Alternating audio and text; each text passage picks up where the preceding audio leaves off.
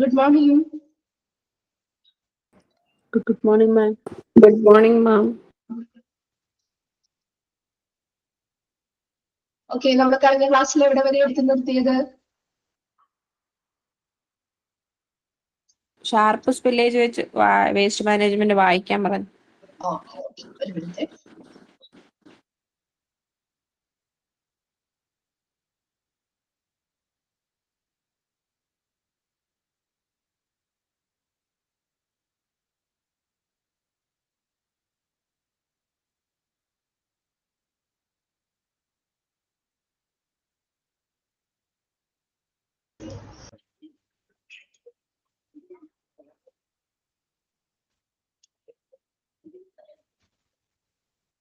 Okay, അപ്പൊ sharp spillage waste management just start ചെയ്തോളൂ അല്ലെ? കംപ്ലീറ്റ് പറഞ്ഞില്ലല്ലോ, ജസ്റ്റ് സ്റ്റാർട്ട് ചെയ്തല്ലോ നമ്മള്. ആ ഒരു ഇൻട്രൊഡക്ഷൻ പോലെയുള്ള ഭാഗം മാത്രം അല്ലെ? ഓക്കെ.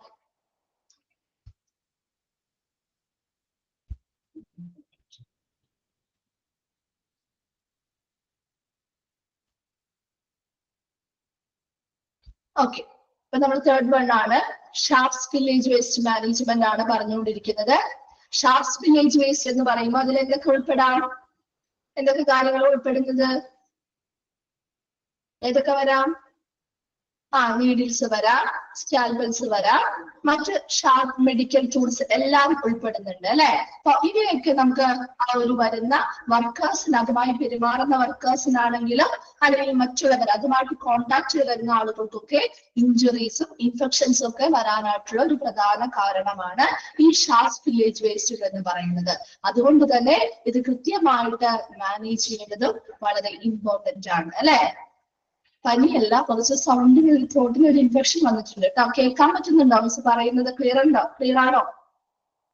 സൗണ്ട് ക്ലിയർ ആണോ? നിങ്ങൾക്ക് പറയുന്നത് മനസ്സിലാവുന്നുണ്ടോ? ഓക്കെ ഓക്കെ ഓക്കെ, അപ്പൊ നമുക്ക് ഇനി സ്റ്റെപ്സ് നോക്കാം കേട്ടോ. ഓക്കെ, പിന്നെ നമുക്ക് സ്റ്റെപ്സിലേക്ക് കിടക്കാം കേട്ടോ. സ്പില്ലേജ് വേസ്റ്റ് നമുക്ക് നേരത്തെ നമ്മൾ പഠിച്ച സ്റ്റെപ്പുകളൊക്കെ തന്നെയാണ് കേട്ടോ. ഇനി ഒരു 7 എണ്ണം നമുക്ക് പഠിക്കാനുണ്ട് ഇതേപോലുള്ള വേസ്റ്റ് മാനേജ്മെന്റ് സ്റ്റെപ്സ് ഒക്കെ. ഓൾമോസ്റ്റ് എല്ലാം സെയിം ആണ്. അതുകൊണ്ട് തന്നെ നിങ്ങൾ ആ സ്റ്റെപ്പുകൾ ജനറലായിട്ട് വരുന്ന കുറെ സ്റ്റെപ്പുകളില്ലേ, അതൊന്ന് പഠിച്ചു വെക്കാം. അപ്പൊ അതില് ചില ചെറിയ വ്യത്യാസങ്ങൾ മാത്രമേ ഓരോന്നിലും വരുന്നുണ്ടാവുള്ളൂ. നിങ്ങൾ പഠിച്ചു കഴിയുമ്പോൾ നിങ്ങൾക്ക് മനസ്സിലാവും ചെറിയ ചെറിയ വ്യത്യാസങ്ങൾ മാത്രമായിരിക്കും ഓരോന്നിലും വരിക. അപ്പൊ ആ ഒരു വ്യത്യാസങ്ങൾ മാത്രം ഒന്ന് എക്സ്ട്രാ എടുത്ത് പഠിച്ചു വെക്കുക കേട്ടോ. ബാക്കിയുള്ള സ്റ്റെപ്പ് ഒക്കെ സെയിം തന്നെ ആയിരിക്കും കേട്ടോ. അപ്പൊ അതിൽ വലിയ വ്യത്യാസങ്ങൾ വരുന്നില്ല. ഈ ഒരു ചാപ്റ്റർ ഇങ്ങനെയാണ്, നമുക്ക് കുറെ ഇങ്ങനെ പറഞ്ഞുകൊണ്ടേ ഇരിക്കുക എന്ന് മാത്രമേ ഉള്ളൂ. ഒത്തിരി ഇന്നത്തെ കുറച്ച് ഇലാബറേറ്റഡ് ആയിട്ടുള്ള ഒരു ചാപ്റ്റർ ആണ്. നമ്മൾ പഠിച്ചതിൽ നിന്നും കുറച്ച് ഇലാബറേറ്റഡ് ആണ്. അപ്പൊ ആ ഒരു ചാപ്റ്റേഴ്സ് ഒന്നും വായിച്ച് മനസ്സിലാക്കി വെക്കാന്നുള്ളൂ. ഒരുപാട് ബൈഹാർട്ടൊന്നും ചെയ്യണ്ട. ജസ്റ്റ് ഓരോ സ്റ്റെപ്പ് എന്താണെന്ന് മനസ്സിലാക്കുക. അതിൽ ഓരോ വേസ്റ്റിന്റെ അനുസരിച്ച് ആ സ്റ്റെപ്പുകളിൽ ചെറിയ വ്യത്യാസങ്ങൾ വരുന്നുണ്ട്. അതും ഒന്ന് പ്രത്യേകമായിട്ട് നോട്ട് ചെയ്ത് വെക്കാം. ക്ലിയർ അല്ലേ? നമുക്ക് ഷാർപ്പ് സ്പില്ലേജ് വേസ്റ്റ് മാനേജ്മെന്റിന്റെ സ്റ്റെപ്പാണ് പറയുന്നത്.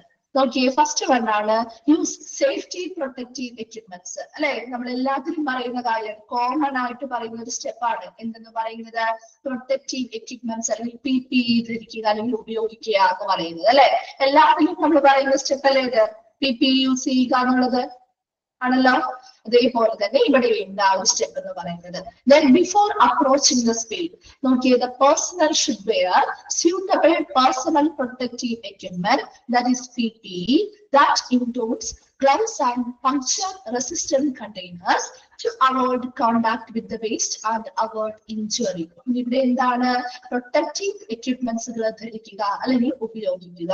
അപ്പൊ നമ്മൾ ഈ ഒരു ഷാർപ്പ് സ്പില്ലേജ് വേസ്റ്റ് ക്ലീൻ ചെയ്യാനായിട്ട് അല്ലെങ്കിൽ മാനേജ് ചെയ്യാനായിട്ട് സ്റ്റാഫായിട്ട് പോവാണെന്ന് വിചാരിക്കാം. അവർക്ക് ആ ഒരു വ്യക്തികൾ എന്ത് ചെയ്യണം, ആ ജീവനക്കാര് അവർക്ക് സ്യൂട്ടബിൾ ആയിട്ടുള്ള പേഴ്സണൽ പ്രൊട്ടക്റ്റീവ് എക്യുപ്മെന്റുകൾ ധരിക്കണം. ദാറ്റ് ഇൻക്ലൂഡ്സ് ഗ്ലൗസ് ധരിക്കണം അല്ലെ? അതെല്ലാത്തിനും നമ്മൾ പറയുന്ന ഏതൊരു വേസ്റ്റ് മാനേജ്മെന്റിലും നമ്മൾ പറയുന്ന കാര്യമാണ് ഗ്ലൗസ് ധരിക്കുക എന്നുള്ളത്. Then puncture resistant containers എന്ന് പറഞ്ഞാൽ എന്തായിരിക്കും? puncture resistant containers എന്ന് പറഞ്ഞാല് ഇപ്പൊ അതെ, പെനിട്രേഷൻ ഉണ്ടാവാതിരിക്കാൻ ശരിയാണ്. കാരണം നമുക്കൊരു നീഡില്, സ്കാൽപ്പല് പോലെയുള്ള ഷാർപ്പ് സ്പില്ലേജ് വേസ്റ്റുകള് നമുക്കൊരു ബാഗിൽ ഇട്ടാൽ എങ്ങനെയായിരിക്കും? നമ്മളൊരു സഞ്ചിയിൽ അല്ലെങ്കിൽ ഒരു ബാഗിൽ നമ്മളിങ്ങനെയുള്ള ഷാർപ്പ് നീഡിൽസോ സ്റ്റാമ്പിൾസോ അത് തുളച്ച് പുറത്തേക്ക് വരും അല്ലെ? ഇല്ലേ? വരാറില്ല. നമ്മൾ വീഡിയോ ഒരു കത്തി അല്ലെങ്കിൽ ഒരു സൂചിയോ എന്തെങ്കിലും നമ്മൾ തരിട്ടാലോ എന്ത് ചെയ്യും? തുളച്ച് പുറത്തേക്ക് വരും അല്ലെ? അപ്പൊ അങ്ങനെ പങ്ക്ചർ ചെയ്ത് വരാത്ത രീതിയിലുള്ള കണ്ടെയ്നേഴ്സ് ആയിരിക്കണം അവിടെ ഇതെടുക്കാൻ വേണ്ടി ഉപയോഗിക്കേണ്ടത്. അപ്പൊ നമ്മൾ ക്ലീൻ ചെയ്യാൻ വേണ്ടി പോകല്ലേ? അപ്പൊ ക്ലീൻ ചെയ്യാൻ പോകുന്ന സമയത്ത് ഇത് ക്ലീൻ ചെയ്ത് എടുത്തിടുന്ന ആ ഒരു സാധനം, ആ ഒരു കണ്ടെയ്നർ എന്ന് പറയുന്നത് എപ്പോഴും എങ്ങനെയായിരിക്കണം? ഒരു ബാഗോ മുതലായിട്ടുള്ള അങ്ങനെയുള്ള സാധനങ്ങളാവരുത്. പങ്ക്ചർ റെസിസ്റ്റർ, അത് തുറന്ന് പുറത്തു വരാത്ത രീതിയിൽ, അതായത് ശരിക്കും ഒരു തെർമോ പ്ലാസ്റ്റിക് പോലെയുള്ള കണ്ടെയ്നേഴ്സ് ആയിട്ട്, ബോക്സുകൾ പോലെയുള്ള കണ്ടെയ്നേഴ്സ് ഒക്കെയാണ് യൂസ് ചെയ്യുന്നത് കേട്ടോ. അപ്പൊ അങ്ങനെയുള്ള കണ്ടെയ്നേഴ്സ്, അതെ, പങ്ക്ചർ പ്രൂഫ് ആയിട്ടുള്ള കണ്ടെയ്നേഴ്സ് ഉപയോഗിക്കുക എന്നുള്ളതാണ് ഇവിടെ പറയുന്നത്. അത് അവരുടെ ജീവനക്കാരുടെ സേഫ്റ്റിക്ക് വേണ്ടിയിട്ടാണ്. അല്ലെന്നുണ്ടെങ്കിൽ അവർ ഈ ഒരു ബാഗിലോ അല്ലെങ്കിൽ മറ്റെന്തെങ്കിലും എടുത്തിടുന്ന സമയത്ത് അതിലൂടെ അത് തുളച്ച് പുറത്ത് വന്ന് അവർക്ക് ചിലപ്പോൾ ഇഞ്ചുറി ഉണ്ടാക്കിയേക്കാം അല്ലെ? Then to avoid contact with the waste and avert injury. അപ്പൊ അതാ നേരിട്ട് ആ ഒരു ഇതിലേക്ക് നേരിട്ട് കോണ്ടാക്റ്റിൽ വരാതിരിക്കാനും ഇഞ്ചുറീസ് ഒക്കെ ഒഴിവാക്കുന്നതിന് വേണ്ടി, അവോയ്ഡ് ചെയ്യാൻ നമ്മൾ ഒഴിവാക്കുക കേട്ടോ, ഇഞ്ചുറീസ് ഒക്കെ ഒഴിവാക്കുന്നതിന് വേണ്ടിയുമാണ് ഇങ്ങനെയുള്ള പേഴ്സണൽ പ്രൊട്ടക്റ്റീവ് ആയിട്ടുള്ള എക്യുപ്മെന്റ്സുകൾ ഉപയോഗിക്കുക എന്ന് പറയുന്നത്. ബയോമെഡിക്കൽ വേസ്റ്റ് ചാപ്റ്ററിൽ പറയുന്നത് അല്ലെ? ഇപ്പൊ ബയോമെഡിക്കൽ വേസ്റ്റ് മാനേജ്മെന്റ് എടുത്തുകൊണ്ടിരിക്കുകയാണ് മിസ്, കണ്ടിന്യൂ ചെയ്തുകൊണ്ടിരിക്കുകയാണ്. Okay okay. നെക്സ്റ്റ് ആണ് കണ്ടെയ്ൻ ദ സ്പില്ല്. ഇനി എന്താണ് നമ്മൾ ലാസ്റ്റ് ചാപ്റ്റേഴ്സ് ആയിട്ടോ, സെക്കൻഡ് മൊഡ്യൂളിലെ മിസ്സിന്റെ ലാസ്റ്റ് ചാപ്റ്റർ ആണ് spillage waste management. Pharmacy start ചെയ്തില്ലേ രമ്യ മാം? ഫാർമസി സ്റ്റാർട്ട് ചെയ്തില്ലേ? ഓക്കെ. പിന്നെ ബയോമെഡിക്കൽ വേസ്റ്റ് മാനേജ്മെന്റ് കൂടിയല്ലേ ഉള്ളൂ അല്ലെ? അത് മൂന്നെണ്ണല്ലേ ഇപ്പൊ കണ്ടിന്യൂസ് ചെയ്തുകൊണ്ടിരിക്കുന്ന ചാപ്റ്റേഴ്സ് അല്ലേ ഉള്ളൂ? Okay okay. നെക്സ്റ്റ് നോക്കിയേ, contain the spill. ഇത് നമ്മൾ പറഞ്ഞ സ്റ്റെപ്പാണ് അല്ലെ? Use A puncture resistant container to pick up carefully by any sharps and put them in the labeled biohazard bag or container for discarding. ഇവിടെ നമ്മൾ എന്താ ചെയ്യുന്നത്? Use A puncture resistant container അല്ലെ? നമ്മൾ നേരത്തെ പറഞ്ഞ പോലെ തന്നെ തുളഞ്ഞ് പുറത്തേക്ക് വരാതെ റെസിസ്റ്റ് ചെയ്യുന്ന, അത് നിഷ്ഠനാണല്ലോ എടുക്കുന്നത്, ടീച്ചറല്ലേ എടുക്കുന്നത്. Okay okay. അപ്പൊ നോക്കിയേ, clear the spill and contain the spill അല്ലെ? Use A puncture resistant container. ഒരു പങ്ക്ചർ റെസിസ്റ്റന്റ് ആയിട്ടുള്ള കണ്ടെയ്നർ ഉപയോഗിച്ചായിരിക്കണം, വളരെ ശ്രദ്ധാപൂർവമായിരിക്കണം ഓരോ ഷാർപ്പ് മെറ്റീരിയൽസും നമ്മൾ പിക്ക് ചെയ്ത് അതിലേക്ക് ഇടാനായിട്ട്. അതിനുശേഷം ഈ കണ്ടെയ്നർ എന്ത് ചെയ്യണം? ഒരു ബയോ ഹസാർഡ് ബാഗില് ലേബൽ ചെയ്തിരിക്കുന്ന ബയോ ഹസാർഡ് ബാഗിൽ അല്ലെങ്കിൽ കണ്ടെയ്നറിലാക്കി വേണം ഡിസ്കാർഡ് ചെയ്യാൻ കൊണ്ടുപോകാനായിട്ട്. Then clear up the spill. അടുത്തതാണ് use a disinfectant solution to clean the affected area. ഇങ്ങനൊരു spillage, sharp spillage waste area വന്നിട്ടുണ്ടെങ്കിൽ ആ ഏരിയയെ നമ്മൾ അണുമുക്തമാക്കുന്നതിന് വേണ്ടി അതിൻ്റെതായിട്ടുള്ള ഡിസിൻഫെക്റ്റന്റ് സൊല്യൂഷൻസ് ഉപയോഗിച്ചുകൊണ്ട് ആ അഫക്റ്റഡ് ഏരിയ എന്ത് ചെയ്യണം? ക്ലീൻ ചെയ്യണം അല്ലെ? പൂർണ്ണമായിട്ടും ക്ലീൻ ചെയ്ത് നമ്മൾ വൃത്തിയാക്കാണ് ചെയ്യുന്നത്. Stick to the manufacturer's directives for the apt concentration and contact time of the disinfectant. നമ്മൾ നേരത്തെ പറഞ്ഞ കാര്യങ്ങൾ നീ പറയുന്നത് അല്ലെ? ഡിസിൻഫെക്റ്റന്റിന്റെ ആ ഒരു ബോട്ടിലില് കൃത്യമായിട്ട് അതിന്റെ നിർമ്മാതാക്കൾ എങ്ങനെ ഇത് ഉപയോഗിക്കണം, എത്ര കോൺസെൻട്രേഷൻ ഉപയോഗിക്കണം, ഇത് എന്തുമായിട്ടൊക്കെ എത്ര കോൺസെൻട്രേഷനിൽ നമുക്ക് ഉപയോഗിക്കാൻ പറ്റും. ചില ഡിസിൻഫെക്റ്റന്റ് ഒത്തിരി സമയം കോണ്ടാക്റ്റിൽ വരാൻ പാടില്ലാത്തതുണ്ടാവും അല്ലെ? അപ്പൊ അങ്ങനെയുള്ള നിർദ്ദേശങ്ങളൊക്കെ അനുസരിച്ചായിരിക്കണം അവിടെ ആ ഒരു ഡിസിൻഫെക്റ്റന്റ് ഉപയോഗിക്കേണ്ടത് എന്നാണ് പറയുന്നത്. നെക്സ്റ്റ് പറയുന്നത് ഗെറ്റിംഗ് റിഡ് ഓഫ് വേസ്റ്റ്. ഈ പറയുന്നത്, അതായത് ഈ സ്പില്ലേജ് വേസ്റ്റ് മാനേജ്മെന്റ് അല്ലെ? ഏത് സ്പില്ലേജ് ആണ്? ഷാർപ്പ് സ്പില്ലേജ് വേസ്റ്റുമായി ബന്ധപ്പെട്ട് കോൺടാക്റ്റിൽ വന്നിരിക്കുന്ന എല്ലാ മെറ്റീരിയൽസും, all materials that come into contact with sharp spillage should be got rid of as dangerous waste in labeled biohazard bags or containers. ഇവരുമായി ബന്ധപ്പെട്ട ഈ ഒരു സ്പില്ലേജ് വേസ്റ്റുമായി ബന്ധപ്പെട്ട ഈ ഷാർപ്പ് സ്പില്ലേജുമായി കോണ്ടാക്റ്റിൽ വന്നിരിക്കുന്ന എല്ലാ മെറ്റീരിയൽസും നമ്മൾ ഇതിന്റെ ക്ലീൻ ചെയ്ത് കഴിയുമ്പോൾ എന്ത് ചെയ്യുന്നു, ഒരു ബയോ ഹസാർഡ് എന്ന് ലേബൽ ചെയ്തിരിക്കുന്ന ആ ഒരു ബാഗിലോ കണ്ടെയ്നറിലോ നിക്ഷേപിച്ച് നമ്മൾ എന്തിനു വേണ്ടി കൊടുക്കുന്നു, വേസ്റ്റ് ആയിട്ട് അല്ലെങ്കിൽ ഡിസ്കാർഡ് ചെയ്യാനായിട്ട് അയക്കുകയും ചെയ്യും. ലാസ്റ്റ് വരുന്നതാണ് റിപ്പോർട്ട് ദ സ്പില്ല്. ആ സ്പില്ല് എന്താണ്, അവിടെ അങ്ങനെ ഒരു ഷാപ്സിന്റെ ഒരു സ്പില്ലേജ് വേസ്റ്റ് ഉണ്ടായി എന്ന് ആരോട് റിപ്പോർട്ട് ചെയ്യണം? ആരോടാ റിപ്പോർട്ട് ചെയ്യുന്നത്? Spill should be detailed to the relevant staff personnel. അവിടെയുള്ള പ്രസക്തമായിട്ടുള്ള ജീവനക്കാരൻ അല്ലെ, അവിടെയുള്ള സ്റ്റാഫ് അല്ലെങ്കിൽ ജീവനക്കാരോട് ഏതാണോ അതിന്റെ റെസ്പോൺസിബിൾ ആയിട്ടുള്ള വ്യക്തി ആ ജീവനക്കാരോട് ഇങ്ങനെ ഒരു ഷാപ്പ് സ്പില്ലേജ് വേസ്റ്റ് ഇവിടെ നടന്നിട്ടുണ്ട്, ഇന്ന സാധനങ്ങളാണ് നമുക്ക് അവിടെ ലീക്കേജ് ആയിട്ട് കിട്ടിയിരിക്കുന്നത്, അതിനുവേണ്ടി നമ്മൾ ഇന്ന സാധനങ്ങൾ ക്ലീൻ ചെയ്യാൻ വേണ്ടി യൂസ് ചെയ്തിട്ടുണ്ട് എന്നൊക്കെ കൃത്യമായിട്ട് അവരെ അറിയിക്കുകയും ആ റിപ്പോർട്ട് അവർ കൃത്യമായ പരിശോധനകൾ നടത്തി ഡോക്യുമെന്റ്സ് അല്ലെങ്കിൽ റിപ്പോർട്ടുകൾ അവരെ തയ്യാറാക്കി വെക്കുകയും ചെയ്യും. വേഗം ഒന്ന് വായിച്ചു നോക്കിയേ. Shop spillage waste management doubt എന്തെങ്കിലും ചോദിക്കാം കേട്ടോ.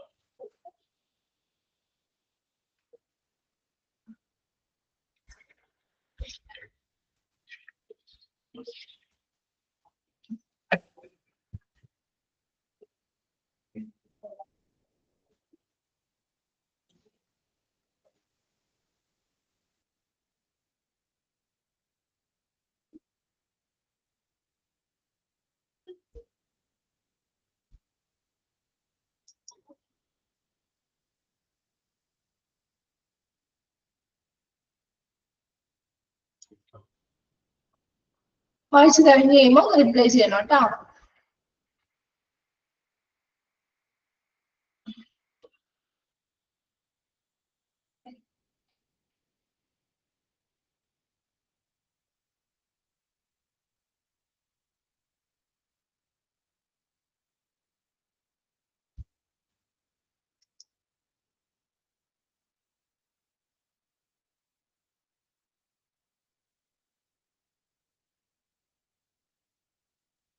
Fourth point. Getting rid of waste ആണോ ജിനി? Okay. അവിടെ എന്താ പറയുന്നത്? All materials that come into contact with sharp spillage. ഈ ഷാർപ്പ് സ്പില്ലേജ് മാനേജ്മെന്റ് ചെയ്യുമ്പോൾ അല്ലെങ്കിൽ നമ്മൾ അത് ക്ലീൻ ചെയ്യാനും കാര്യങ്ങളൊക്കെ ആയിട്ട് ഒത്തിരി മെറ്റീരിയൽസ് ഇതുമായിട്ട് കോണ്ടാക്റ്റിൽ വരും അല്ലെ. അപ്പൊ അങ്ങനെ കോണ്ടാക്റ്റിൽ വരുന്ന എല്ലാ മെറ്റീരിയൽസും ഒരു ഡേഞ്ചറസ് വേസ്റ്റ് ആയിട്ട് നമ്മൾ കൺസിഡർ ചെയ്യേണ്ടതും അത് ബയോ ഹസാർഡ് എന്ന് ലേബിൾ ചെയ്തിരിക്കുന്ന ബാഗ് അല്ലെങ്കിൽ കണ്ടെയ്നറിലാക്കി ഡിസ്പോസ് ചെയ്യാനായിട്ട് വിടേണ്ടതുമാണ്. ക്ലിയർ ആയോ? ഓക്കെ. എല്ലാവരുടെയും കഴിഞ്ഞോ? വായിച്ചു കഴിഞ്ഞോ? ക്ലിയർ ആണോ?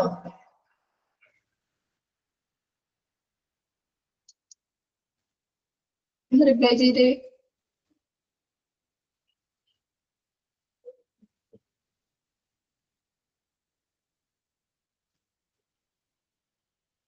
ഓക്കെ, അടുത്ത ഭാഗത്തേക്ക് പോട്ടെ. ക്ലിയർ ആണല്ലോ? Okay. Next chemical spillage waste management ആണ് കേട്ടോ. കെമിക്കൽസുമായി ബന്ധപ്പെട്ടുണ്ടാവുന്ന സ്പില്ലേജ് വേസ്റ്റിന്റെ മാനേജ്മെന്റ്. ഇവിടെ നമ്മൾ പറയുന്ന സ്റ്റെപ്പുകളൊക്കെ ഓൾമോസ്റ്റ് സിമിലർ ആണ്. ഇപ്പൊ കെമിക്കൽ സ്പില്ലേജ് വേസ്റ്റ് മാനേജ്മെന്റില് ഇവാലുവേറ്റ് ദ ഡിസിൻഫെക്ഷൻ ചെയ്യുന്നത് അത് അവരുടേതായ ഓരോ ഇപ്പൊ കെമിക്കൽ സ്പില്ലേജിനാവുമ്പോൾ അതിൻ്റെതായിട്ടുള്ളത് ഏത് സ്പില്ലേജ് ആണോ അവിടെ ഉള്ളത് അതിനനുസരിച്ച് അനുയോജ്യമായിട്ടുള്ള ഏത് ഡിസിൻഫെക്ഷൻ സൊല്യൂഷൻ അവർക്ക് ഉപയോഗിക്കാം കേട്ടോ. കൂടുതലും നമ്മൾ യൂസ് ചെയ്യുന്നത് ഹൈപ്പോക്ലോറൈഡ് സൊല്യൂഷൻ ആണെന്നാണ് പറയുന്നത് കേട്ടോ. അല്ലാതെ മറ്റേത് വേണമെങ്കിലും അവർക്ക് യൂസ് ചെയ്യാം. കൂടുതലും നമ്മുടെ ക്ലോറിൻ റിലീസിംഗ് ആയിട്ടുള്ള ഏജൻസ് ആയിരിക്കാം കുറച്ചും കൂടി സ്യൂട്ടബിൾ ആയിട്ടുള്ളതെന്നും പറയുന്നത് കേട്ടോ. അത് അവരുടെ ആയിട്ടുള്ള ഇഷ്ടത്തിനനുസരിച്ച് സൂട്ടബിൾ ആയിട്ടുള്ളതിനനുസരിച്ച് വ്യത്യാസങ്ങൾ വരാം കേട്ടോ. അതുകൊണ്ടാണ് ഓരോന്നിലും എടുത്തെടുത്ത് പറയാത്തത്, കാരണം വ്യത്യാസമായിരിക്കും, അത് എല്ലാത്തിലും സെയിം ആയിരിക്കില്ല. കേട്ടോ. ഓക്കെ, അപ്പൊ നോക്കിയേ, chemical spillage waste management. Evaluate the state zone like minor or major spill. അപ്പൊ കെമിക്കൽ സ്പില്ലേജ് എന്ന് പറയുമ്പോൾ കെമിക്കൽസ് സ്പില്ലേജ് ആവുന്നത് ചിലപ്പോ ചെറിയ രീതിയിലാണ്, അല്ലെ? ലീക്കേജ് വരുന്നത് ചിലപ്പോൾ ചെറിയ രീതിയിലാവാം, അല്ലെങ്കിൽ ചിലപ്പോ വലിയൊരു മേജർ രീതിയിലുള്ള സ്പില്ലേജ് വരാറുണ്ട്. അപ്പൊ അതിൽ ഏത് സ്റ്റേറ്റ് ആണ്, അല്ലെങ്കിൽ ഇത് ചെറിയ രീതിയിലുള്ള സ്പില്ലേജ് ആണോ ഇവിടെ വന്നിരിക്കുന്നത്, വലിയ രീതിയിലുള്ളതാണോ എന്ന് ആദ്യം എന്ത് ചെയ്യണം, വിലയിരുത്തണം. മനസ്സിലായോ? അതാണ് ഫസ്റ്റ് വൺ പറയുന്നത്. ഇവാലുവേറ്റ് ദ സ്റ്റേറ്റ് സോൺ, ആ ഒരു സ്ഥിതി എങ്ങനെയാണ്, അത് മൈനർ ആണോ മേജർ ആണോ ആ ഒരു സ്പില്ലേജ് എന്നുള്ളത് ആദ്യം വിലയിരുത്തുക.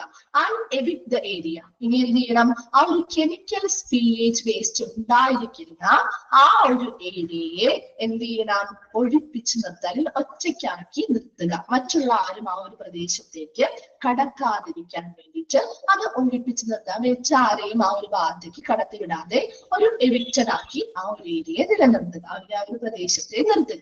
And the spill is important, കാരണം കെമിക്കൽസ് ആണ്, പല രീതിയിലുള്ള കെമിക്കൽസ് ആവാം. അതുകൊണ്ട് തന്നെ ഈ സ്പിൽ എന്ന് പറയുന്നത് വളരെ പ്രാധാന്യമുള്ള ഒരു സ്പില്ലേജ് ആയതുകൊണ്ട് evict the area and call emergency services, ഉടനടി എമർജൻസി സർവീസുകളെ വിളിക്കുകയും ചെയ്യുക. മൂന്നാമത് പറയുന്നത് പ്രൊട്ടക്റ്റീവ് എക്യുപ്മെന്റ്സ്, PPE ധരിക്കുക. എന്താ? Personal should be suitable personal protective equipment like gloves, goggles, respirators before going to the spill to avoid connection with the chemical and avoid inhalation of chemical smoke. ഇനി എന്താ പറയുന്നേ, അവിടെ ആ ഒരു clean ചെയ്യാൻ വന്നിരിക്കുന്ന ഓരോ ജീവനക്കാരും അവർക്ക് അനുയോജ്യമായിട്ടുള്ള പേഴ്സണൽ പ്രൊട്ടക്റ്റീവ് എക്യുപ്മെന്റുകൾ ധരിക്കുക.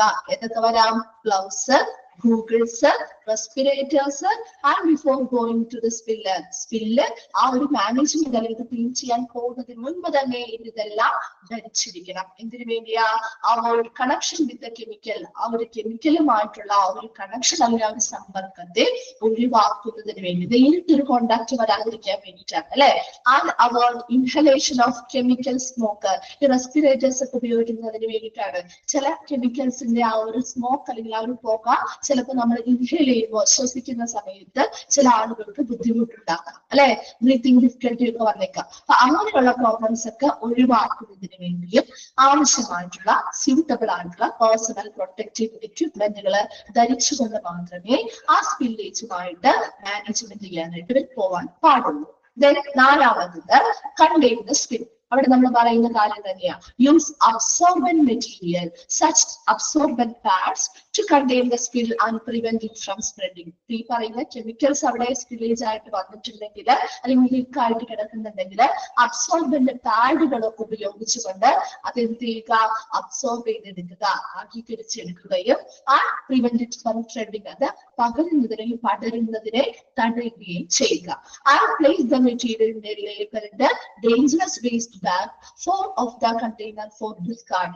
എന്ത് ചെയ്യുന്നു, ഡേഞ്ചറസ് വേസ്റ്റ് ബാഗ് എന്ന് ലേബിൾ ചെയ്ത്, കാരണം ഇത് ഡേഞ്ചറസ് ആണ്, അല്ലെ? കെമിക്കൽസ് ആണ്. അപ്പൊ അതുകൊണ്ട് തന്നെ ഇങ്ങനെ ഡേഞ്ചറസ് വേസ്റ്റ് ബാഗ് എന്ന് കണ്ടെയ്നർ ബാഗ് എന്ന് ഡിസ്പ്ലേ ചെയ്തിരിക്കുന്ന അല്ലെങ്കിൽ ലേബിൾ ചെയ്തിരിക്കുന്ന മെറ്റീരിയലിലേക്ക് ആയിരിക്കണം ഈ പറയുന്ന സാധനങ്ങൾ, ഈ അബ്സോർബന്റ് പാഡ് ഒക്കെ യൂസ് ചെയ്ത് കഴിഞ്ഞാൽ പ്ലേസ് ചെയ്യേണ്ടത്. ക്ലീൻ അപ്പ് ദ സ്പിൽ എന്ന് പറയുന്നത്, use suitable spill kits or stick to the manufacturer's directives for the exact use of absorbent materials to clean up the spills. Be cautious not to spread the chemical at the time of cleaning up. Cleaning up എന്നാണ് കേട്ടോ, അവിടെ cleaning ആണ്. അപ്പൊ ഇവിടെ എന്താണ് cleaning of the സ്പില്ലിൽ പറയുന്നത്, use suitable ആയിട്ടുള്ള. അപ്പൊ നമുക്കിപ്പോ കെമിക്കൽ സ്പില്ലേജ് ഒക്കെ വന്നു കഴിഞ്ഞാൽ അതിന് അനുയോജ്യമായിട്ട് ക്ലീൻ ചെയ്യാൻ ആവശ്യമായ സ്പിൽ കിറ്റുകളൊക്കെ നമുക്കിപ്പോ അവൈലബിൾ ആണ്. അല്ല എന്നുണ്ടെങ്കിൽ നമുക്ക് ഏതെങ്കിലും ഡിസിൻഫെക്ടന്റ് യൂസ്, അനുയോജ്യമായിട്ടുള്ള ഡിസിൻഫെക്ടന്റ് ഉപയോഗിച്ച് ക്ലീൻ ചെയ്യാം. അപ്പൊ എപ്പോഴും ഈ പറയുന്ന പോലെ ആ ഡിസിൻഫെക്ടന്റ് അല്ലെങ്കിൽ ആ കിറ്റാണ് യൂസ് ചെയ്യുന്നതെങ്കിലും അതിന്റെ നിർമ്മാതാക്കൾ പറയുന്നതനുസരിച്ചുള്ള കൃത്യമായ നിർദ്ദേശങ്ങൾക്കനുസരിച്ച് ഉപയോഗിക്കണം. അതിലൂടെ ആയിരിക്കണം അവിടെ ക്ലീൻ ചെയ്യൽ നടത്തേണ്ടതും. അതുപോലെ ബി കോഷ്യസ്, വളരെ ശ്രദ്ധാപൂർവം എന്ത് ചെയ്യണം, അവിടെ ക്ലീൻ ചെയ്യേണ്ടതാണ്. ഒരിക്കലും ഈ ക്ലീൻ ചെയ്യുന്ന സമയത്ത് കെമിക്കൽസ് മറ്റുള്ള ഇടങ്ങളിലേക്ക് പടരാൻ പാടില്ല.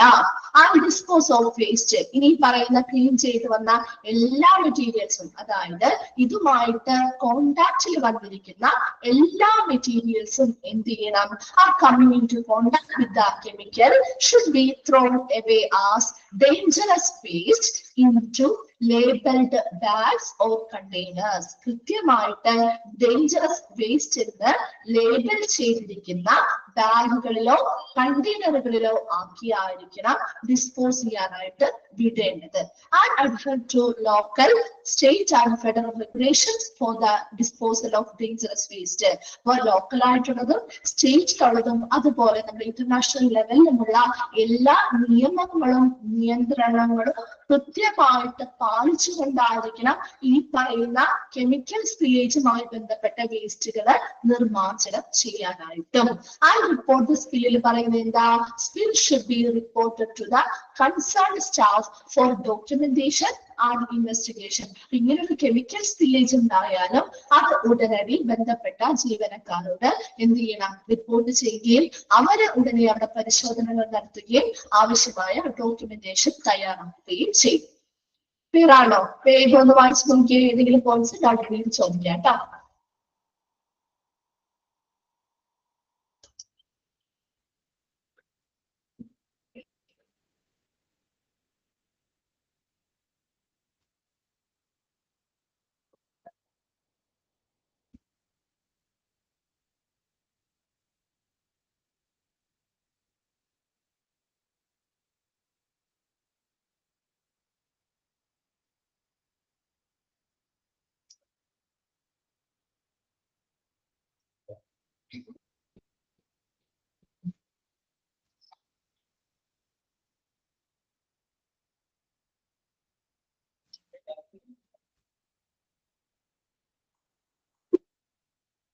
സെക്കൻഡ് പോയിന്റ്, എവിക്ട് ഏരിയ ആണോ ചോദിക്കുന്നേ? എവിക്ട് ഏരിയയിൽ പറയുന്നത് എന്താ, ആ ഒരു ഏരിയ ഒഴിപ്പിച്ച് നിർത്തുകയാണ്. അതായത് മറ്റുള്ളവരൊന്നും ആ ഒരു ഏരിയയിലേക്ക് വരാതെ ആ ഒരു ഏരിയയെ സെപ്പറേറ്റ് ആയിട്ട് അല്ലെങ്കിൽ ഐസൊലേറ്റഡ് ആയിട്ട് നമ്മൾ നിർത്തുക. അതായത് ആ സ്പിൽ എന്ന് പറയുന്നത് കെമിക്കൽ വേസ്റ്റ് ആണതുകൊണ്ട് തന്നെ കെമിക്കൽസ് എന്ന് പറയുമ്പോൾ ഇതിരി ഇമ്പോർട്ടന്റ് ആയിട്ടുള്ള ഒരു സ്പില്ലേജ് ആണ്, ഡേഞ്ചറസ് ആണ്. അതുകൊണ്ട് തന്നെ ആ ഒരു ഏരിയ എവിക്ട് ആയിട്ട് നിർത്തുക അല്ലെങ്കിൽ ഒഴിപ്പിച്ച് നിർത്തുകയും ഉടനെ തന്നെ ഒരു എമർജൻസി സർവീസുകളെ നമ്മൾ അവിടേക്ക് വിളിക്കുകയും ചെയ്യുക.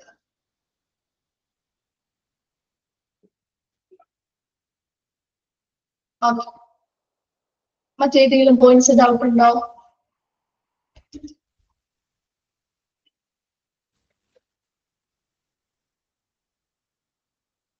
ഓൾമോസ്റ്റ് സ്റ്റെപ്പുകളൊക്കെ സെയിം തന്നെയല്ലേ, ചെറിയ വ്യത്യാസങ്ങളല്ലേ ഉള്ളൂ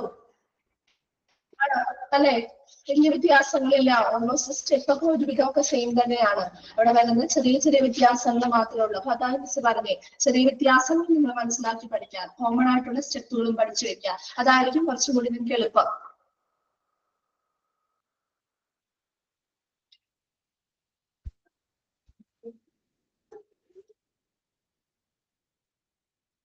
ഓക്കെ, കഴിഞ്ഞ് കഴിയുമ്പോൾ റിപ്ലൈ ചെയ്യണം കേട്ടോ.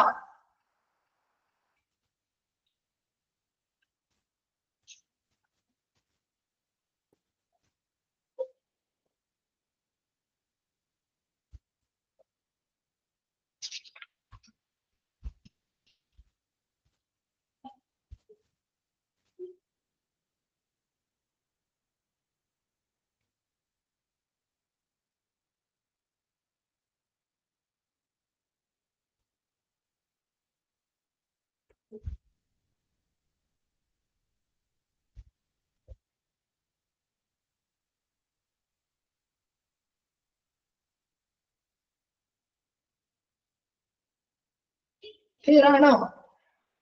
Chemical spillage waste management clear ആണോ? ഓക്കെ ഓക്കെ, അടുത്തത് ഇനി ഒരു ചാർട്ട് ആണ് കേട്ടോ. ഈ സെയിം കെമിക്കൽ സ്പില്ലേജ് മാനേജ്മെന്റ് തന്നെയാണ് പറയുന്നത്. ജസ്റ്റ് ഒരു ഗ്രാഫിക് ഒരു ചാർട്ട് ഫ്ലോ ചാർട്ട് പോലെ കൊടുത്തിരിക്കുന്നത് മാത്രം കേട്ടോ. ഈ ഒരു ഫ്ലോ ചാർട്ട് ഒന്ന് നോക്കി വെക്കണേ. കെമിക്കൽ സ്പില്ലേജ് മാനേജ്മെന്റില് ആദ്യം എന്താ ചെയ്യേണ്ടത്? Check major or minor spillage. Minor എന്നാണ് കേട്ടോ, മൈനർ സ്പില്ലേജ് എന്നാണ്. സ്പെല്ലിംഗിൽ ഒരു വ്യത്യാസമുണ്ട് കേട്ടോ, അതും തിരുത്തിയേക്കണേ. മേജർ ഓർ മൈനർ സ്പില്ലേജ് ആണോ എന്നുള്ളത് ചെക്ക് ചെയ്യുക. നമ്മൾ നേരത്തെ പറഞ്ഞ കാര്യം തന്നെയാണ് അല്ലെ, മേജർ ആണോ മൈനർ ആണോ എന്ന് ചെക്ക് ചെയ്യുക. ഇഫ് മൈനർ ആണ് അവിടുത്തെ ആ ഒരു കെമിക്കൽ സ്പില്ലേജ്, വലിയ രീതിയിലൊന്നുമില്ല, ചെറിയ രീതിയിലുള്ള സ്പില്ലേജ് ആണ് വന്നിരിക്കുന്നത്, അത് immediately comprising of safety officers. അതായത് ഇവിടെ നമ്മൾ ആ ഒരു സേഫ്റ്റി ഓഫീസേഴ്സിനെ എന്ത് ചെയ്യുക? ഇമ്മീഡിയറ്റ് ആയിട്ട് അവിടെ ഉൾപ്പെടുത്തുക. അത് എന്തിനു വേണ്ടിയിട്ടായിരിക്കാം? എന്തിനു വേണ്ടിയാ? അവിടെ ആ ഒരു ഏരിയയെ സേഫ്റ്റി ഓഫീസേഴ്സ് എന്നോട് ഉദ്ദേശിക്കുന്നത് ആ ഹോസ്പിറ്റലിലെ തന്നെ സേഫ്റ്റി ഓഫീസേഴ്സിനെയാണ് കേട്ടോ. അവരെ അറിയിക്കുകയും അവരെ ഇവിടെ ഉൾപ്പെടുത്തി നമ്മൾ ആ ഒരു ഏരിയ എന്ത് ചെയ്യുന്നു? ഐസൊലേറ്റ് ചെയ്യും. ഐസൊലേറ്റ് ഏരിയ ആ ഡൺ PPE, ഡണ്ണാണ് ഡൺ PPE, അതായത് ആ ഒരു ഏരിയ ഐസൊലേറ്റ് ചെയ്തു. അതിനുശേഷം ആ ബന്ധപ്പെട്ട ഓഫീസേഴ്സ് എന്ത് ചെയ്യുന്നു? PPE ധരിക്കുന്നു. ആ control spill of liquid by containing spill അല്ലെ. അതിനുശേഷം എന്ത് ചെയ്യുന്നു? ആ ഒരു ലിക്വിഡ് ആയിട്ടുള്ള അല്ലെങ്കിൽ ആ കെമിക്കൽസ് ആയിട്ടുള്ള സ്പില്ലുകള് എന്ത് ചെയ്യുന്നു? ആ ഒരു അബ്സോർബൻ പാഡുകള് മുതലായവ ഉപയോഗിച്ചുകൊണ്ട് കണ്ടെയ്ൻ ചെയ്തതിൽ ആഗീകരിച്ചെടുക്കുകയും then use acid or alkali and place absorbent pads. എന്ത് ചെയ്യുന്നു? ആസിഡ് അല്ലെങ്കിൽ ആൽക്കലി മുതലായവ അല്ലെങ്കിൽ ഏതെങ്കിലും ഒരെണ്ണം ഉപയോഗിച്ചുകൊണ്ട് ആ കെമിക്കൽസ് ഉള്ള ഒരു ഏരിയ ക്ലീൻ ചെയ്ത് വൃത്തിയാക്കുകയും ചെയ്യും. നെക്സ്റ്റ് വരുന്നത് ഡിസ്കാർഡ് അക്കോർഡിംഗ് ടു റൂൾസ്. ഇതുമായി ബന്ധപ്പെട്ട് നമ്മൾ ഉപയോഗിച്ചിട്ടുള്ള എല്ലാ മെറ്റീരിയൽസും അതിനുശേഷം എന്ത് ചെയ്യും? ആ ഒരു ഹോസ്പിറ്റലിൽ പാലിക്കേണ്ട റൂൾസ് അല്ലെങ്കിൽ നിയമങ്ങൾ പ്രകാരം തന്നെ ഡിസ്കാർഡ് ചെയ്യുക. ഡീകണ്ടാമിനേറ്റ് ആൻഡ് ക്ലീൻ ദ ഏരിയ. അതിനുശേഷം ഒന്നും കൂടി ആ ഒരു ഏരിയ എന്ത് ചെയ്യുന്നു? ഡീകണ്ടാമിനേഷൻ ചെയ്യുന്നു. Raise incident forms. ഇങ്ങനെ ഒരു സംഭവം അവിടെ ഉണ്ടായി എന്നുള്ള ഒരു ഫോം. ഇൻസിഡന്റ് ഫോംസ് ഒക്കെ പഠിച്ചായിരുന്നോ? ആ ഒരു ഹോസ്പിറ്റലിൽ നടക്കുന്നതായിട്ടുള്ള സംഭവങ്ങൾ റിപ്പോർട്ട് ചെയ്യുന്ന ഇൻസിഡന്റ് ഫോംസ് പഠിച്ചിരുന്നോ? എന്താണ് ഒരു റിപ്ലൈ ഇല്ലാത്തത്? ഇല്ല. ഓക്കെ. അപ്പൊ ഇങ്ങനെ ഒരു സംഭവം അവിടെ ഉണ്ടായി അല്ലെ, ഹോസ്പിറ്റലിൽ ഇങ്ങനെ ഒരു സ്പില്ലേജ് ഉണ്ടായി എന്നുള്ളത് കൃത്യമായിട്ട് നമ്മൾ പറഞ്ഞില്ലേ, റിപ്പോർട്ട് ചെയ്യണം, റെക്കോർഡ് ചെയ്യണം, ഡോക്യുമെന്റ് ചെയ്യണം എന്നൊക്കെ. അങ്ങനെ ഒരു സംഭവം അവിടെ ഉണ്ടായിട്ടുണ്ടെന്ന് എന്ത് ചെയ്യുക? ഒരു ഫോം അവിടെ റേസ് ചെയ്യുക, ജനറേറ്റ് ചെയ്യുക. ഇത്രയും കാര്യങ്ങൾ മൈനർ ആയിട്ട് വരുന്ന കാര്യങ്ങളാണ്. അപ്പൊ ഇതൊരു മൈനർ ആയിട്ടുള്ള കെമിക്കൽ സ്പില്ലേജ് ആണെങ്കിൽ ആദ്യം ഒരു സേഫ്റ്റി ഓഫീസേഴ്സിലേക്ക്, അവിടെ ഹോസ്പിറ്റലുമായി ബന്ധപ്പെട്ട ആളുകളെയാണ് കേട്ടോ, എമർജൻസി ആയിട്ടുള്ള അല്ലെങ്കിൽ സേഫ്റ്റി ഉള്ള ഓഫീസേഴ്സ് അറിയിക്കുക. അത് ബന്ധപ്പെട്ട ജീവനക്കാര് ആ ഒരു ഏരിയ ഐസൊലേറ്റ് ചെയ്ത് നിർത്തുക. അതിനുശേഷം എന്താണ് PPE, പേഴ്സണൽ പ്രൊട്ടക്റ്റീവ് എക്യുപ്മെന്റ് ധരിക്കുക. അതിനുശേഷം ആ ഒരു ഏരിയയിലുള്ള ആ കെമിക്കൽ സ്പില്ലേജുകൾ എന്ത് ചെയ്യണം? കണ്ടെയ്ൻ ചെയ്യാൻ വേണ്ടിയിട്ട് അല്ലെങ്കിൽ അത് ആഗീകരിച്ചെടുക്കാൻ വേണ്ടിയിട്ട് അബ്സോർബന്റ് പാഡുകളോ അതുപോലെ ആസിഡോ അല്ലെങ്കിൽ ആൽക്കലിയോ മുതലായിട്ടുള്ളവയൊക്കെ ഉപയോഗിച്ചുകൊണ്ട് നമ്മൾ സ്യൂട്ടബിൾ ആയിട്ടുള്ള എന്താണ് ആ ഒരു കെമിക്കൽസിനനുസരിച്ചാണ് അവിടെ അത് ഉപയോഗിക്കുന്നത്. വ്യക്തമായിട്ട് ഇല്ലെന്ന് നമുക്ക് പറയാൻ പറ്റില്ല. അപ്പൊ അതിനനുസരിച്ചുള്ളത് ഉപയോഗിച്ചുകൊണ്ട് എന്ത് ചെയ്യും? അവിടെ ആ ഒരു അബ്സോർബ് ചെയ്ത ആ ഒരു കെമിക്കൽ അവിടെ നിന്ന് എടുക്കും. അതിനുശേഷം ഈ പറയുന്ന എല്ലാ മെറ്റീരിയൽസും നമ്മൾ കൃത്യമായിട്ടായിരിക്കണം, നിയമങ്ങൾ പാലിച്ചുകൊണ്ടായിരിക്കണം ഡിസ്കാർഡ് ചെയ്യാൻ വിടേണ്ടത്. അതിനുശേഷം ഒന്നും കൂടി ആ ഏരിയ എന്ത് ചെയ്യുന്നു? ഡീകണ്ടാമിനേറ്റ് ചെയ്യുന്നു, ക്ലീൻ ചെയ്യുന്നു. അതിനുശേഷം ആ ഒരു ഇൻസിഡന്റ് ഫോംസ് റേസ് ചെയ്യുന്നത് ജനറേറ്റ് ചെയ്ത് നിർത്തുന്നു. ആ ഒരു കെമിക്കൽ സ്പില്ലേജ് മേജർ ആണെങ്കിൽ, വലിയ രീതിയിലുള്ള ഒരു സ്പില്ലേജ് ആണ് നടത്തുന്നതെങ്കിൽ നോട്ടിഫൈ അതേഴ്സ്, മറ്റുള്ളവരെ എല്ലാവരെയും, അതായത് ആ ഹോസ്പിറ്റലിലെ എല്ലാവരെയും അത് എന്ത് ചെയ്യണം? നോട്ടിഫൈ ചെയ്യാം. കാരണം എന്തുകൊണ്ടായിരിക്കാം? മറ്റുള്ള എല്ലാവരെയും അതൊരു വലിയ രീതിയിലുള്ളതാണെങ്കിൽ അത് ഒത്തിരി പേരെ ബാധിക്കും അല്ലെ? ആണോ? ഒരു വലിയ രീതിയിലുള്ള ഒരു സ്പില്ലേജ് ആണ്, കെമിക്കൽ സ്പില്ലേജ് ആകുമ്പോൾ ഒത്തിരി പേരെ അത് ബാധിക്കാം അല്ലെ? പെട്ടെന്ന് ചിലപ്പോ ചില കെമിക്കൽസ് വഴിയും ചിലപ്പോൾ തീപിടുത്തങ്ങളൊക്കെ ഉണ്ടാവും, ഇൻഫ്ലേമബിൾ ആയിട്ടുള്ളത് കണ്ടിട്ടുണ്ടാവും. ഫ്ലെയിമബിൾ ആയിട്ടുള്ളത്, ഇൻഫ്ലെയിമബിൾ ആയിട്ടുള്ള കെമിക്കൽസ് ഉണ്ട് അല്ലെ? അപ്പൊ ഫ്ലെയിമബിൾ ആയിട്ടുള്ള കെമിക്കൽസ് ആണ് അവിടെ സ്പില്ലേജ് അല്ലെങ്കിൽ ലീക്കേജ് സംഭവിച്ചിരിക്കുന്നതെങ്കിൽ അപകടങ്ങൾ ഉണ്ടാവാൻ കൂടുതൽ സാധ്യതയുള്ളതാണ് അല്ലെ? അപ്പൊ അതുകൊണ്ട് തന്നെ നോട്ടിഫൈ അതേഴ്സ്, ഓൾമോസ്റ്റ് അവിടെയുള്ള എല്ലാ ഹോസ്പിറ്റലിലുള്ള എല്ലാവരെയും അത് അറിയിക്കുക എന്നുള്ളത് വളരെ ഇമ്പോർട്ടന്റ് ആണ്. കാരണം എന്താ? അവർക്ക് അപ്പൊ ആ ഒരു ഏരിയയിൽ നിന്നും പിന്നെ മാറാനായിട്ട് പറ്റും അല്ലെ? Then evict the area. എന്ത് ചെയ്യണം? ആ ഒരു ഏരിയ പൂർണ്ണമായി പൂർണ്ണമായിട്ടും എന്ത് ചെയ്യണം, ഒഴിവാക്കി ഇടണം. ഒരാളെയും ആ ഒരു ഏരിയയിലേക്ക് കടത്തിവിടാൻ പാടില്ല. Prevent other from entering the area. ആ ഒരു ഏരിയ ഒഴിച്ചിട്ടാൽ ഒരു വ്യക്തി പോലും ആ ഒരു ഏരിയയിലേക്ക് പെർമിഷൻ കൂടാതെ യാതൊരു കാരണവശാലും കടത്താൻ പാടില്ല. അത് പൂർണ്ണമായിട്ടും തടയണം. And watch for the fire if flammable chemicals and manage properly. എന്ത് ചെയ്യണം, ഫ്ലേമബിൾ ആയിട്ടുള്ള കെമിക്കലാണ്, കത്തുന്ന രീതിയിലുള്ള ചില കെമിക്കൽസ് അങ്ങനെയാണ്, തീപിടുത്തമൊക്കെ ഉണ്ടാവാൻ സാധ്യതയുണ്ട്.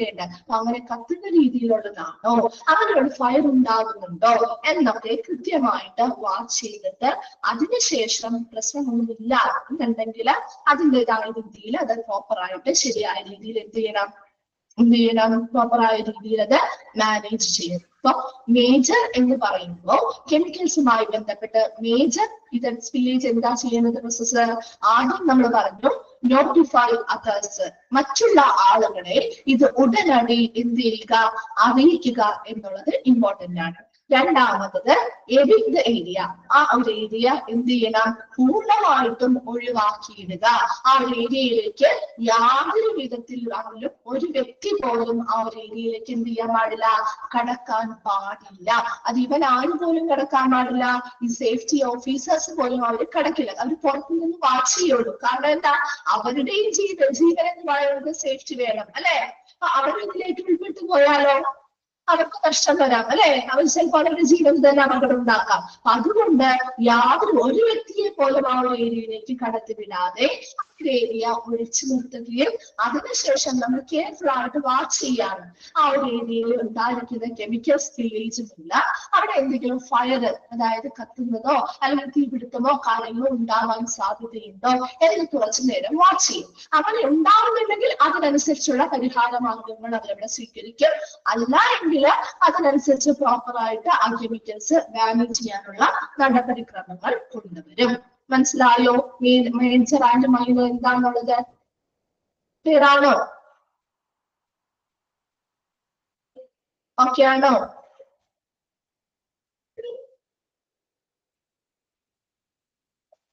സിനി കേട്ടോ? ക്ലിയർ ആയോ? ഓക്കെ, ഇന്ന് വേഗം വായിച്ചു നോക്കിയേ.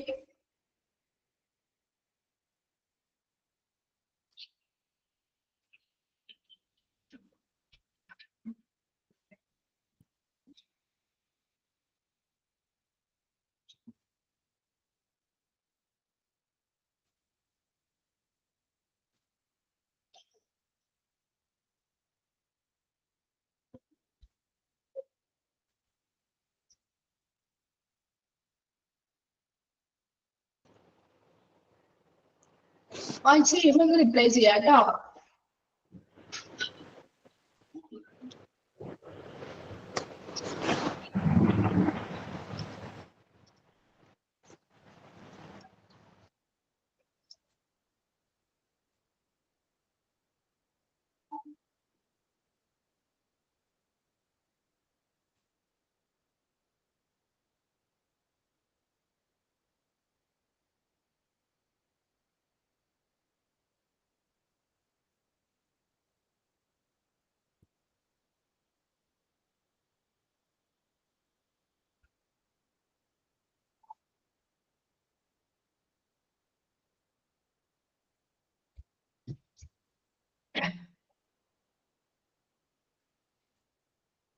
മൈനറിന്റെ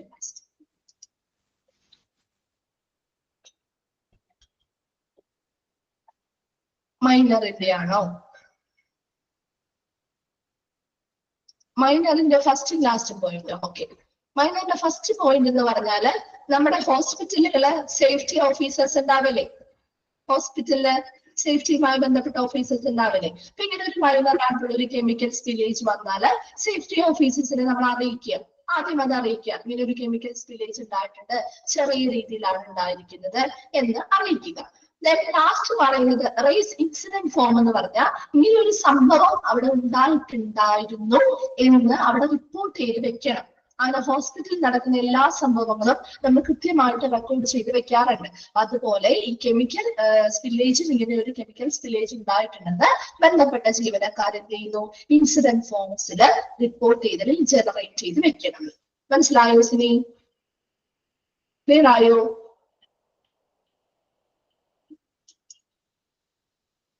ഓക്കെ ഓക്കെ ആണോ? മറ്റുള്ളവർക്ക് എല്ലാവർക്കും ക്ലിയർ ആയോ? Chemical spillage management. Okay okay next വണ്ണാണ് radioactive spillage waste management കേട്ടോ. Radioactive spillage waste management. The radioactive spillage can be dangerous to human health and the environment. Steps to be taken for managing radioactive spillage waste. ഇവിടെയും നമ്മൾ എന്താണ് radio active spillage വേസ്റ്റുകൾ നമ്മുടെ human health മനുഷ്യന്റെ ആരോഗ്യത്തിനും അതുപോലെ അന്തരീക്ഷത്തിനും അല്ലെങ്കിൽ environment പരിസ്ഥിതിക്കും വളരെയധികം ഡേഞ്ചറസ് ആണ് അല്ലെ, അപകടകരമായിട്ടുള്ള ഒന്നാണ്. അപ്പൊ അതുകൊണ്ട് തന്നെ ഈ റേഡിയോ ആക്റ്റീവ് സ്പില്ലേജ് വേസ്റ്റിനെ എങ്ങനെ മാനേജ് ചെയ്യാം, അതിനു വേണ്ടി ഉപയോഗിക്കുന്ന സ്റ്റെപ്പുകളാണ് താഴെ പറയുന്നത്. അതിൽ ഫസ്റ്റ് വണ്ണാണ് ഇവാക്യുവേറ്റ് ഏരിയ എന്ന് വെച്ചാൽ എന്താ, ആ പ്രദേശം ഒഴിപ്പിക്കുക. നമ്മൾ പറഞ്ഞു എവിക്റ്റ് ഏരിയ എന്ന് പറഞ്ഞു അല്ലെ നേരത്തെ. അതുപോലെ തന്നെ ഈ റേഡിയോ ആക്റ്റീവ് ആയിട്ടുള്ള സ്പില്ലേജ് വേസ്റ്റ് വന്നാല് ആ ഒരു ഏരിയ അല്ലെങ്കിൽ ആ ഒരു പ്രദേശത്തെ എന്ത് ചെയ്യുക, ഒഴിപ്പിക്കുക, അല്ലെങ്കിൽ ആ ഒരു പ്രദേശം ഒഴിവാക്കി നിർത്തുക. Then if the spillage notable, ആ ഒരു സ്പില്ലേജ് എന്ന് പറയുന്നത് ശ്രദ്ധേയമായിട്ടുള്ള ഒരു സ്പില്ലേജ് ആണ് എങ്കിൽ evacuate the area and call emergency services. നേരത്തെ നമ്മൾ എന്തിനാ പറഞ്ഞത്, കെമിക്കൽ സ്പില്ലേജിൽ പറഞ്ഞില്ലേ, ഇതേ സ്റ്റെപ്പ് തന്നെയല്ലേ പറഞ്ഞത്, evacuate the area and call emergency services അല്ലെ. ഒരു ഏരിയ ഒഴിച്ചു നിർത്തുകയും ഉടനെ തന്നെ എമർജൻസി സർവീസുകളെ അറിയിക്കുകയും ചെയ്യുക. Then wear protective equipment. എന്താണ് PPE. ബോറടിക്കുന്നുണ്ടോ ഇത് എന്ന് പറഞ്ഞുകൊണ്ടിരിക്കുമ്പോ? ബോറടിക്കുന്നുണ്ടോ? 7 എണ്ണം ഉണ്ട്, നമുക്കത് പറഞ്ഞേ വെച്ചോളൂ, കാരണം ഇതിലുള്ളതാണ് കേട്ടോ. 7 എണ്ണം കഴിഞ്ഞു കഴിഞ്ഞാൽ പിന്നെ തീർന്നു കേട്ടാ, ലാസ്റ്റ് ഭാഗത്തേക്ക് എത്തും നമ്മൾ. ഈ 7 എണ്ണം കഴിഞ്ഞാല് ഈ ഒരു ഇതേ സ്റ്റെപ്പുകളൊക്കെ തന്നെയാണ് കുറെ ഫോളോ ചെയ്യുന്നത്. അതാണ് മിസ് പറയുന്നത്, ജനറൽ ആയിട്ടുള്ള സ്റ്റെപ്പുകൾ പഠിക്കുക, ഓരോന്നിലുമുള്ള വ്യത്യാസങ്ങളും പഠിച്ചു വയ്ക്കാറ് കേട്ടോ. Okay okay protective equipments PPE ധരിക്കുക എന്നുള്ളത്. ദ പേഴ്സണൽ എങ്ങനെ കാണാതെ പഠിക്കണം എന്നോ? അങ്ങനെ കാണാതെ മിസ്സിന് മനസ്സിലായില്ല. എളുപ്പമാകും. ഓരോരുത്തരുടെയും ഗ്രാസ്പിംഗ് ലെവൽ അനുസരിച്ച് കേട്ടോ. അതുപോലെ ഇപ്പൊ നിങ്ങൾക്ക് ചിലപ്പോ ചില ഭാഗങ്ങളൊക്കെ നമുക്ക് ഭയങ്കര ഡിഫിക്കൽട്ട് ആയിട്ട് തോന്നും. പിന്നെ നിങ്ങൾക്ക് ഈ ഫസ്റ്റ് 2 മോഡ്യൂളിലൊക്കെ ഓൾമോസ്റ്റ് നമുക്ക് എളുപ്പമുള്ള ചാപ്റ്ററുകളൊക്കെ തന്നെയാണ്, ഡിപ്പാർട്ട്മെന്റുകളും അതുമായി ബന്ധപ്പെട്ട ചെറിയ ചെറിയ ചാപ്റ്ററുകളൊക്കെയാണ്. 3rd and 4th മോഡ്യൂളൊക്കെ വരുമ്പോ തേർഡ് ആൻഡ് ഫോർത്ത് മോഡ്യൂളൊക്കെ വരുമ്പോ നമുക്ക് എങ്ങനെയായിരിക്കും, കുറച്ച് ഇത്തിരി ലെങ്തി ചാപ്റ്ററുകൾ വരുന്നുണ്ട്, ചെറിയ കുറച്ചും അഡ്മിനിസ്ട്രേഷനുമായി ബന്ധപ്പെട്ട ഏരിയയിലേക്ക് കടക്കും കേട്ടോ. അപ്പൊ ആ സമയത്ത് നമുക്ക് എവിടെയാണ് മനസ്സിലാവാത്തത്, നിങ്ങളെ അത് എപ്പോഴും ചെയ്യുന്ന കാര്യമാണ് കേട്ടോ. ചിലപ്പോൾ നമുക്ക് എല്ലാവർക്കും ഒരേപോലെ ചിലപ്പോൾ അത് പഠിച്ചെടുക്കാനോ അല്ലെങ്കിൽ പെട്ടെന്ന് ചിലപ്പോൾ കേൾക്കുമ്പോൾ മനസ്സിലാവാനൊന്നും പറ്റിയെന്ന് വരില്ല. സ്വാഭാവികമാണ്, ഒരു മനുഷ്യരുടെയും വ്യത്യാസമാണ് അല്ലെ. അപ്പൊ നിങ്ങൾ എന്താ ചെയ്യേണ്ടതെന്ന് വെച്ച് കഴിഞ്ഞാല്, നിങ്ങൾക്ക് ഏത് പോർഷൻ ആണോ കിട്ടാത്തത്, നമ്മൾ എല്ലാ കാര്യങ്ങളും ഒക്കെ നീക്കി വെച്ച് നമുക്ക് എപ്പോഴാണോ ഫ്രീ ആയിട്ട് ഇരിക്കാൻ പറ്റുന്ന സമയം, ആ സമയത്ത് നമ്മൾ ആ ഒരു പേജ് നിങ്ങൾക്ക് എവിടെയാണോ കിട്ടാത്തത് ആ ഒരു പേജ് എടുത്ത് നല്ല കോൺസെൻട്രേഷനോട് നന്നായിട്ട് ശ്രദ്ധിച്ച് ഒരു 2-3 പ്രാവശ്യം നിങ്ങൾ അതൊന്ന് വായിക്കണം. നിങ്ങൾക്ക് ഓൾറെഡി നോട്ട്സും കാര്യങ്ങളൊക്കെ കയ്യിലുണ്ടാവുമല്ലോ, നല്ല ശ്രദ്ധ വേണം കേട്ടോ. നന്നായിട്ട് കോൺസെൻട്രേറ്റ് ചെയ്ത് നിങ്ങൾ ഒരു പ്രാവശ്യം വായിക്കുമ്പോൾ ചിലപ്പോൾ നിങ്ങൾക്ക് ഒന്നും മനസ്സിലാവില്ല, 2ാമത് വായിക്കുക, 3ാമത് വായിക്കുക. അങ്ങനെ ഓരോ പ്രാവശ്യം വായിക്കുമ്പോഴും നിങ്ങൾക്ക് ആ ഒരു പോർഷനെ കുറിച്ച് എന്തെങ്കിലുമൊക്കെ കാര്യങ്ങൾ നിങ്ങൾക്ക് എന്ത് ചെയ്യും, ഉറപ്പായിട്ട് നിങ്ങൾക്ക് കിട്ടിയിരിക്കും. ഒരിക്കലും നിങ്ങൾ അങ്ങനെ വിട്ടുകളയരുത്, ഇന്ന ഏരിയ എനിക്ക് കിട്ടുന്നില്ല, എനിക്ക് ബുദ്ധിമുട്ടാണ് എന്ന് പറഞ്ഞ് വിട്ടുകളയരുത്. 1, 2, 3 പ്രാവശ്യം വളരെ കോൺസെൻട്രേറ്റഡ് ആയിട്ട്, ആ സമയത്ത് വേറൊരു കാര്യം അന്വേഷിച്ച് പോകരുത്, ഇതിൽ മാത്രമായിരിക്കണം കോൺസെൻട്രേഷൻ. അത് അങ്ങനെ നിങ്ങൾ 2-3 പ്രാവശ്യം ഒരു റിപ്പീറ്റ് ചെയ്ത് നമുക്ക് കിട്ടാത്തൊരു ഭാഗം റിപ്പീറ്റ് ചെയ്ത് 1, 2, 3 പ്രാവശ്യം വായിച്ചു നോക്കിയേ, നിങ്ങൾക്ക് എന്തെങ്കിലുമൊക്കെ ആ ഭാഗത്ത് നിന്ന് അതിലേക്ക് കണക്ട് ചെയ്യാൻ പറ്റുന്ന എന്തെങ്കിലും നിങ്ങൾക്ക് ഉറപ്പായിട്ടും നിങ്ങൾക്ക് കിട്ടും. അത് ചെയ്ത് നോക്കിയിട്ടുണ്ടോ? ആരെങ്കിലും അത് ചെയ്ത് നോക്കിയിട്ടുണ്ടോ? ഇനി ഒന്ന് ട്രൈ ചെയ്ത് നോക്കണം കേട്ടോ.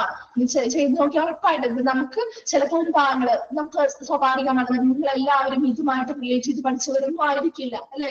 എല്ലാവരും വ്യത്യസ്തമായ ഏരിയയിൽ നിന്നൊക്കെ വരുന്ന കാര്യമാണ്. അപ്പൊ ഇങ്ങനെയുള്ള കാര്യങ്ങൾ പഠിക്കുമ്പോൾ ചില ഭാഗങ്ങൾ ചില ആളുകൾക്ക് എന്താണ് കുറച്ച് ഡിഫിക്കൽട്ട് ആയിട്ട് തോന്നാം, ചിലപ്പോൾ കിട്ടുന്നില്ല എന്ന് തോന്നാം.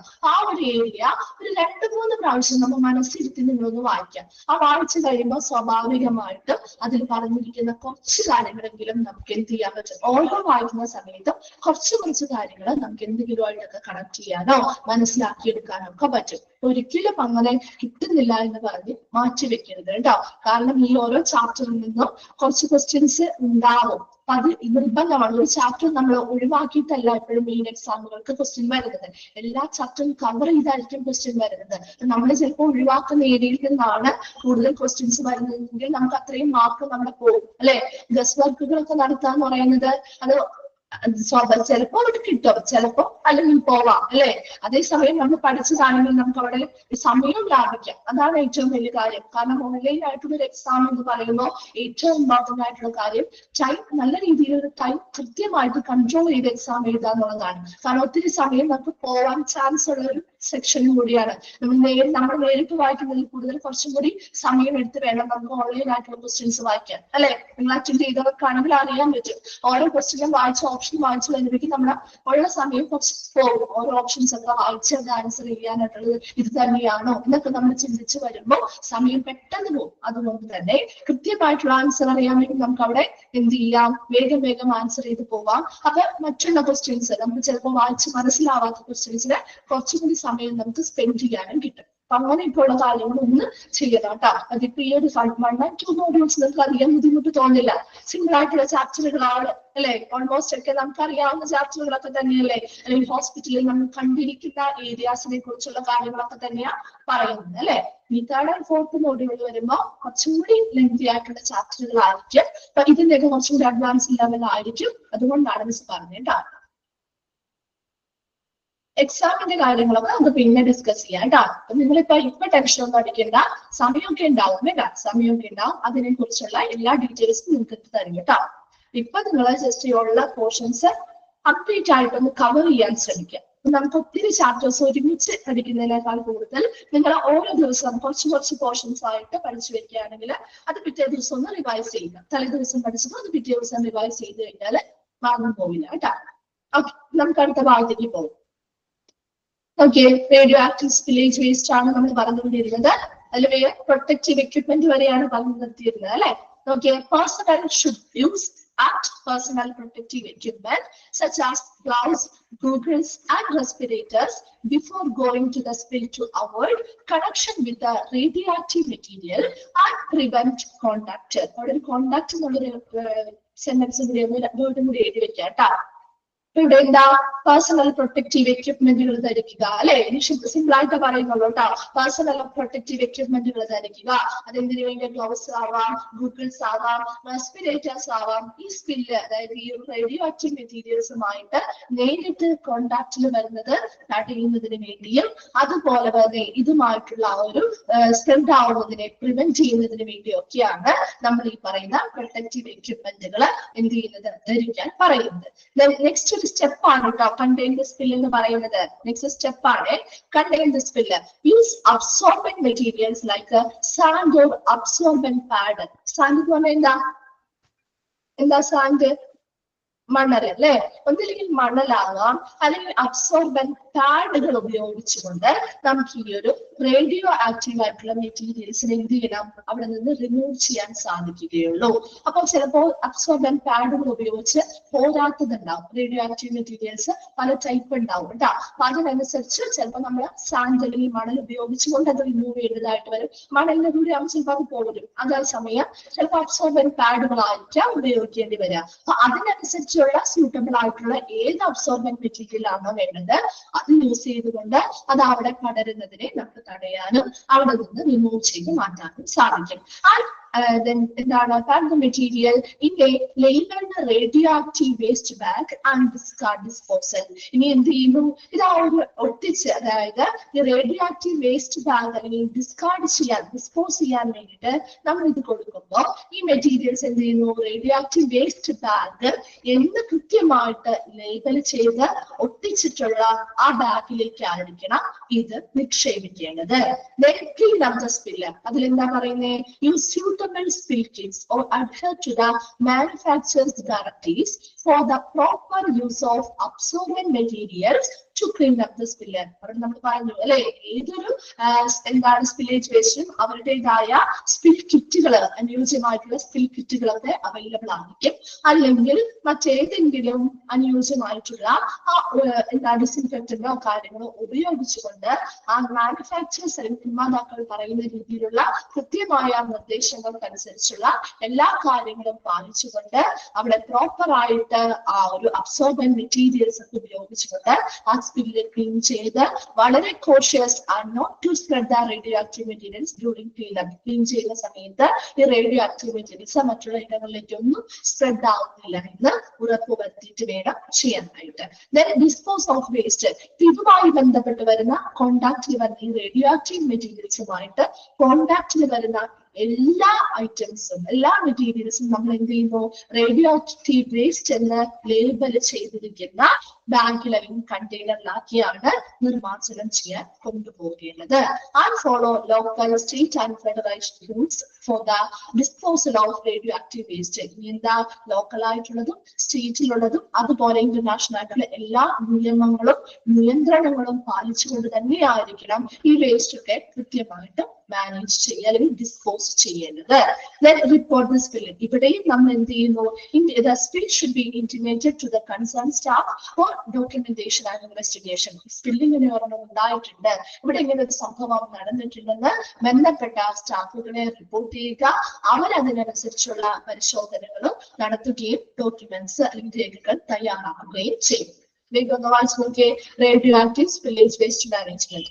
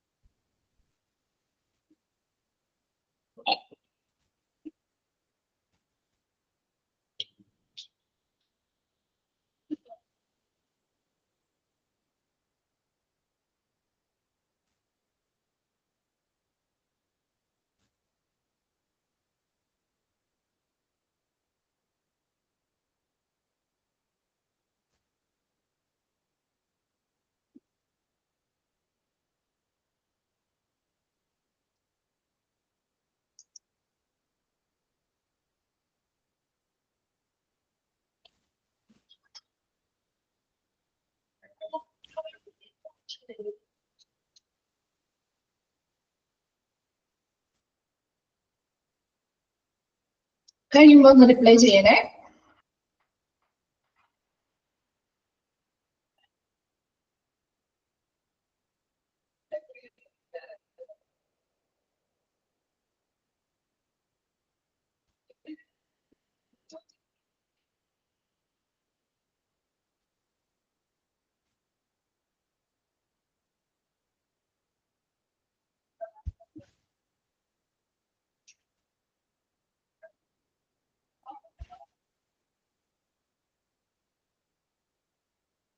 ഓക്കെ, ഒന്നുകൂടി പറയാം.